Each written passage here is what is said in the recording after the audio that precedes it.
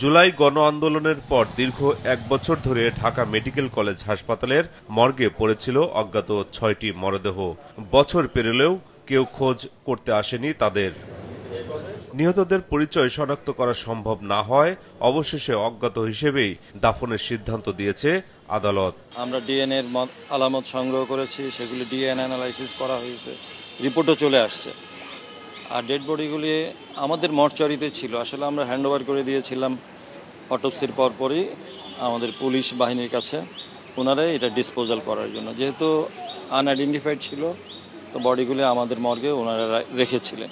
Unknown যেটা 6টা body ছিল, তার মধ্যে একটা ছিল শর্টগান ইঞ্জুরি, আর বাকি 5টা ডেড বডি ছিল সেগুলো হলো ব্লান্ট ট্রমা। মানে ব্লান্ট ট্রমা মানে সেটা হলো ভূতা কোনো অস্ত্র দিয়ে আঘাত করে মারা হয়েছে। সকালে ওই 6 জনের মরদেহ হস্তান্তর করা হয় আঞ্জুমান মফিদুলকে। অজ্ঞাত হিসেবে রাজধানীর জুরাইন কবরস্থানে দাফন করা হয় তাদের।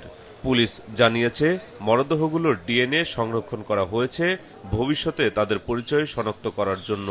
সকল আইনি প্রক্রিয়া আমাদের পুলিশি যে কার্যক্রমগুলো ছিল আমরা প্রত্যেকটাই আমরা সম্পাদন করেছি। আমরা আদালতের শরণাপন্ন হয়েছি, আমরা আদালতকে অবহিত করেছি। আদালতের আদেশের প্রেক্ষিতেই আজকে এই লাশগুলো আমরা আঞ্জুমান মফিদুলকে হস্তান্তর করছি।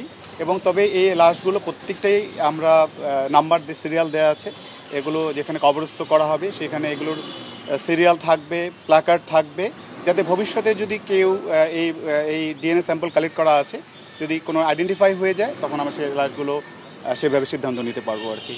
ডাক্তাররা জানিয়েছেন 6 জনের মধ্যে 5 জনের মৃত্যুর কারণ আঘাতজনিত এবং 1 জন মারা যান শটগানের গুলিতে।